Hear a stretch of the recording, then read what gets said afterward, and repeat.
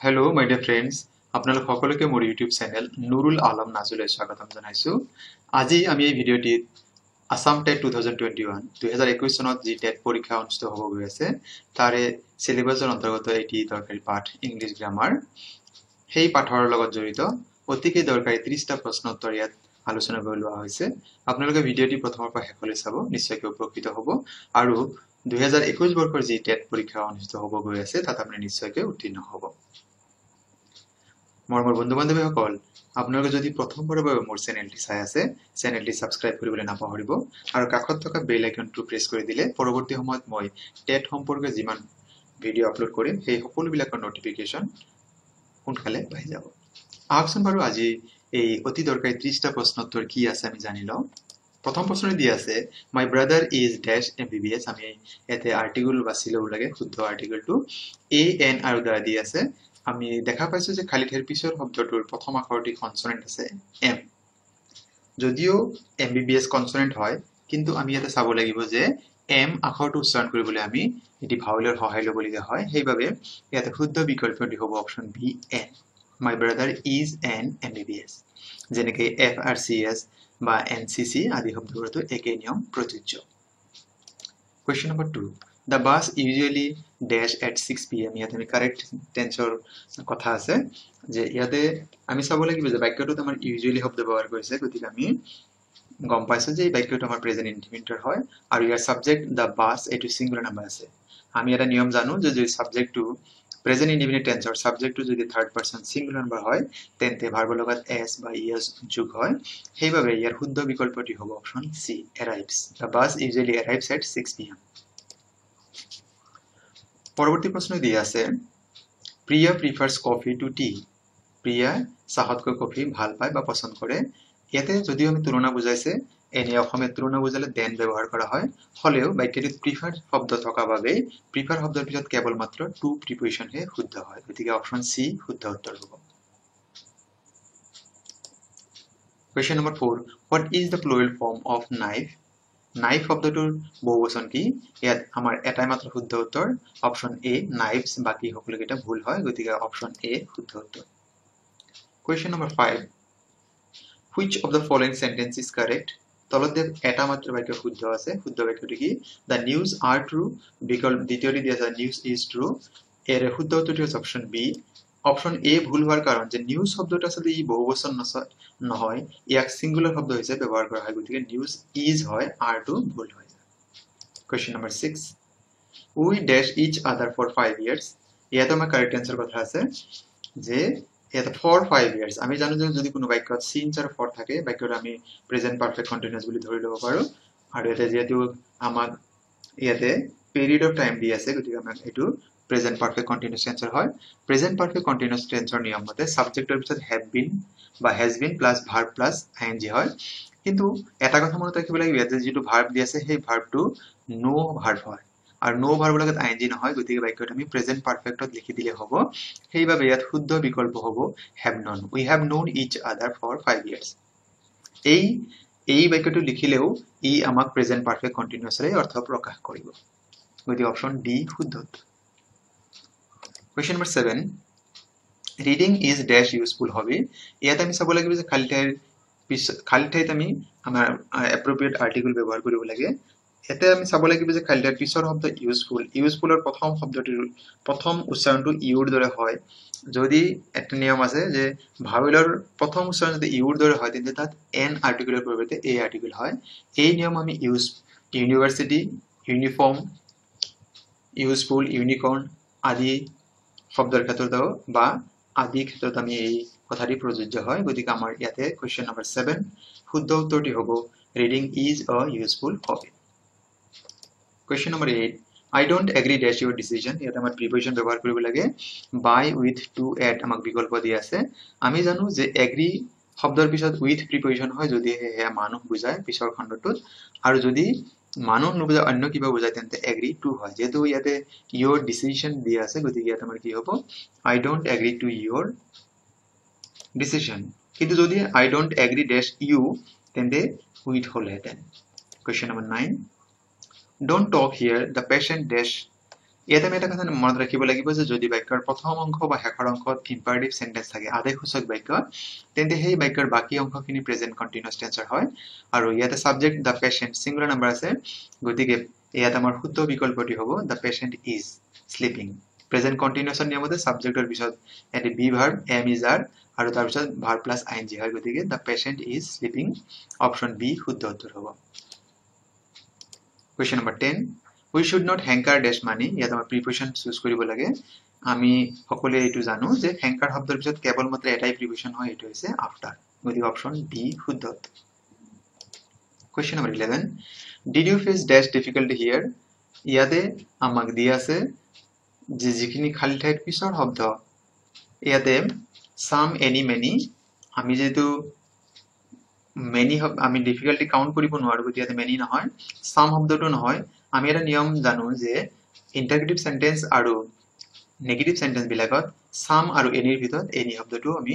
any অপশনটো শুদ্ধ হয় গতিকে ইয়াত আমাৰ হ'ব did you face any difficulty here গতিকে অপশন বি শুদ্ধ উত্তৰ Question number 12 Mr. Das is an dash doctor eminent আৰু eminent ইয়াতে শুদ্ধ বিকল্পটি হৈছে অপশন বি eminent প্ৰখ্যাত আৰু IMMINENT হলে আসলে নিৰ্ঘাত বুজায়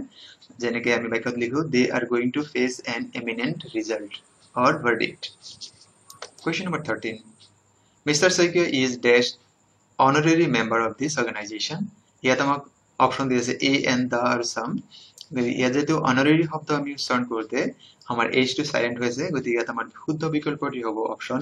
বি যদিও h কনসোনেন্ট কিন্তু ইয়াতে h টো সাইলেন্ট হৈ আছে আমি সেই কাৰণে honest honorable honorary আদি শব্দ our আদি শব্দত আমি a আৰ্টিকুলাৰ পৰিৱৰ্তে n আৰ্টিকুল ব্যৱহাৰ কৰোঁ যদিও ইয়াতে কনসোনেন্ট হয় যেহেতু এই কনসোনেন্ট h লেটাৰটো আমাৰ ইয়াতে সাইলেন্ট হৈ থাকে শুদ্ধ বিকল্প option B Question number 14 My mother dash a new mobile yesterday ইয়াতে আমাক yesterday শব্দৰ দ্বাৰা বুজাইছে এটো আমাৰ past independent বাক্য হয় গতিকে আমাৰ ইয়াতে শুদ্ধ বিকল্পটি হ'ব my mother bought কাৰণ সাবজেক্টৰ পিছতে v2 হয় ভাৰ্বৰ past tense হয় গতিকে buy শব্দৰ past tense হ'ব bought গতিকে ইয়াতে অপশন সি শুদ্ধ উত্তৰ হ'ব Question number 15 Only dash students attended the program few of you আমি এটা নিয়ম জানিও যে only just আৰু quite এই তিনটা শব্দৰ পিছত খালি ঠাইত যদি আমি কাউন্টেবল হয় তেন্তে a few শব্দ ব্যৱহাৰ কৰো গতিকে এটা আমাৰ অপশন বি শুদ্ধ উত্তৰ হ'ব Question She is dash for the job ইয়াত আমাৰ বিকল্প দি আছে eligible আৰু illegible আমি এটা মনত ৰাখিব লাগিব eligible eligible এইটো আমাক ফিট বা উপযুক্ত অৰ্থ প্ৰকাশ কৰে আৰু illegible মানে অস্পষ্ট যেটো স্পষ্ট নহয় এইটো সাধাৰণতে ফিট যেনেকৈ she is dash for the job গতিকে এটা আমাৰ eligible অপশন এ শুদ্ধ হ'ব illegible মানে আমি সাধাৰণতে হাতৰ আখৰত বুজাবৰ কাৰণে ব্যৱহাৰ কৰো যদি আমি লিখো his handwriting is illegible ইয়াৰ অৰ্থ হ'ব তেখেতৰ হ্যান্ডৰাইটিং অস্পষ্ট নহয় গতিকে এটা আমাৰ শুদ্ধ উত্তৰটি হ'ব option A illegible Question number 17 I am dash a rented house ইয়াত বিকল্প মতে looking at looking into and looking for গতিকে আমাৰ ইয়াতে যেতে বিচৰা অৰ্থত বুজায় তেন্তে look for বুজায় গতিকে I am looking for a rented house আৰু look at মানে চোৱা look into মানে পৰীক্ষা কৰা বা নিৰীক্ষণ কৰা গতিকে আমাৰ এটা অপশন সি শুদ্ধ উত্তৰ হ'ব option Question number 18 Sri Lanka is dash island ইয়াতে আমাক সাধাৰণ যেটো নিয়ম আৰ্টিকেল ব্যৱহাৰৰ a n আৰু the ইয়াতে I যেটো আছে আইল্যান্ডৰ গতিকে এটা আমাৰ Sri Lanka is an island option B শুদ্ধ উত্তৰ হ'ব Question number 19 I wish I dash a king এই শব্দটি এই বাক্যটি আমি চাব লাগিব যদি কোনো বাক্যত I wish as though as if আদি থাকে তেন্তে হেতু বাক্য আসলতে unreal past হয় অসত্য অতীত সেই বাক্যৰ পিছত ইয়াতে আমাৰ শুদ্ধ বিকল্পটি হ'ব অপশন সি যদিও আমি সাধাৰণ বাক্যত আমি were নিলিখো কিন্তু যদি unreal pastৰ ক্ষেত্ৰত সাধাৰণতে I বা he হলো তাত আমি were লিখো I wish I be a king ইয়াৰ অৰ্থ হৈছে যদি মই এজন ৰজা হলো হেতেন যি বাক্যবিলাকৰ বাস্তৱিকতা নাই সেই বাক্যৰ ক্ষেত্ৰত আমি এই নিয়ম আমি প্ৰযোজ্য কৰো গতিকে ইয়াত আমাৰ অপশন সি শুদ্ধ উত্তৰ Question number 20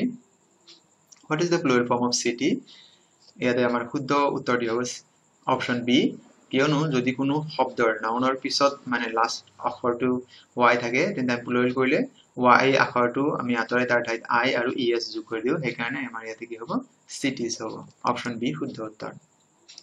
Question number 21 Find out the correct option to fill in the blanks Pinky dash have done this ইয়াতে আমাৰ শুদ্ধ উত্তৰটি হ'ব Pinky must have done this বাকি বিলাক ভুল হয় গতিকে অপচন সি শুদ্ধ উত্তৰ Question number 22 Choose the correct option from the following option to fill in the blank you have to dash the answer now ইয়াতে আমাৰ বিকল্প দিয়া আছে write গতিকে you have to write the answers now গতিকে option D শুদ্ধ উত্তৰ Question number 23 The passive form of I know him well is She is known to me well He is known by me well He is known to me well and he is being known to me well ইয়াৰে option সি শুদ্ধ উত্তৰ যেহেতু আমি নো ভাৰ্বৰ যেতিয়া ব্যৱহাৰ হয় তাত বাই প্ৰিপজিশন নহয় পেসিভ ফৰ্মত গতিকে আমাৰ ইয়াতে অপচন সি যেটো আছে he is known to me well এটো শুদ্ধ উত্তৰ Question number 24 Fill in the blanks with the word in the correct spelling from the following options The boy can work very ইয়াতে hardly ইয়াতে আমাৰ অপচন বি শুদ্ধ উত্তৰ হ'ব ল'ৰাজনে কঠোৰ পৰিশ্ৰম কৰিব পাৰে অপচন এ হাৰ্ড মানে বেলেগ হ'ব হাৰ্ডলি মানে কেতিয়াবা কাচিতে হাৰ্ড মানে আঘাত পোৱা গতিকে আমাৰ ইয়াতে অপচন বি শুদ্ধ উত্তৰ Question number 25 What does LSRW ইয়াতে আমাৰ এইটো আমাৰ ভাষা শিকাৰ এটা ফৰ্মুলা হয় গতিকে ইয়াৰ শুদ্ধ উত্তৰটি হ'ব listening speaking reading and writing গতিকে অপচন ডি আমাক শুদ্ধ উত্তৰ দিয়া আছে Question number 26 What does an official letter mean A letter written by an officer to his subordinates A letter written by clerk to an employer A letter written sitting in an office A letter that deals with official matters in a formal type ইয়াৰ শুদ্ধ উত্তৰটি হ'ব option D Official matter আৰু এটো formal letter লিখা হয় কাৰণে বা বিয়াক official letter বুলি কোৱা হয় Question number 27 Choose the correct option of the superlative form of the word busy ইয়াতে বিকল্প বিলাক দিয়া আছে আমাৰ যেটো সিঙ্গল সিলেবল শব্দ হয় এবাৰ উচ্চাৰণ কৰিবা গতি আৰু হেখৰ লেটাৰটো y আছে গতিকে আমি তাক যেটো সুপাৰলেটিভ কৰো y ঠাইত I আৰু est হ'ব তেতিয়া সুপাৰলেটিভ ফৰ্ম হয় গতিকে আমাৰ অপচন সি busiest শুদ্ধ উত্তৰ হ'ব Question number 28 Choose the correct option that gives the meaning of the phrase and idioms give away ইয়াৰ বিকল্প মত distribute destroy throw away try to leave year a distribute শুদ্ধ Question number 29 Fill in the blank with appropriate preposition The old man died dash COVID-19 আৰু ইয়াতে আমি দেখা পাইছো বাক্যত এইটো COVID-19 এ বেমাৰ হয় আৰু বেমাৰ হৈ মৃত্যুবৰণ কৰিলে আমি তাক die of বুলি লিখো die in হলে এক্সিডেন্ট হয় die for হলে যদি আমি ভাল কামৰ কাৰণে যেনেকৈ দেখাৰ কাৰণে যে ফ্ৰীডম ফাইটাৰ মৃত্যুবিলাক আমি die for লিখো die by মানে ফোৰ্সফুল ডেথ হয় যেনেকৈ সুইসাইড বা হ্যাঙ্গিং এনেকা ধৰণৰ সুইসাইড শব্দৰ যিবিলাক লগত জড়িত ড্ৰিংকিং পয়জন বা হ্যাঙ্গিং এইবিলাক আমি die by লিখো আৰু যেহেতু আমি বেমাৰ বুজাইছে যদি এনেকৈ লিখা the man died cancer fever এনেকৈ যি লিখিলেও আমি die of লিখিম গতিকে অপচন বি শুদ্ধ উত্তৰ Question number 30 A man of dash is liked by all গতিকে আমাৰ প্ৰিন্সিপাল এন্ড প্ৰিন্সিপাল আমি ইয়াৰ শুদ্ধ বিকল্পটো বাছি ল'ব লাগে এনে প্ৰিন্সিপাল মানে নীতিত চলা বাক্যৰ অৰ্থ হৈছে যে নীতিত চলা মানুহ সকলে ভাল পায় নিয়ম নীতিত চলা মানুহ আৰু দুই নম্বৰ যেটো শব্দ দিয়া আছে প্ৰিন্সিপাল মানে হেড অফ এন ইনষ্টিটিউশন গতিকে আমাৰ ইয়াতে শুদ্ধ বিকল্পটি হৈছে অপচন এ মৰমৰ বন্ধু-বান্ধৱীসকল এই ভিডিঅ'ৰ পূৰ্বে মই দুটি টেটৰ বাবে দুটি ভিডিঅ' আপলোড কৰিছিলো এটি যে চাইল্ড ডেভেলপমেন্ট এণ্ড পেডাগজিৰ ওপৰত ইতিমধ্যে মোৰ ইউটিউবত আপলোড কৰা আছে আৰু এটি ভিডিঅ' মই আপলোড কৰিছো পৰিৱেশত এনভাইৰনমেন্টাল ষ্টাডিজ আৰু দুইটা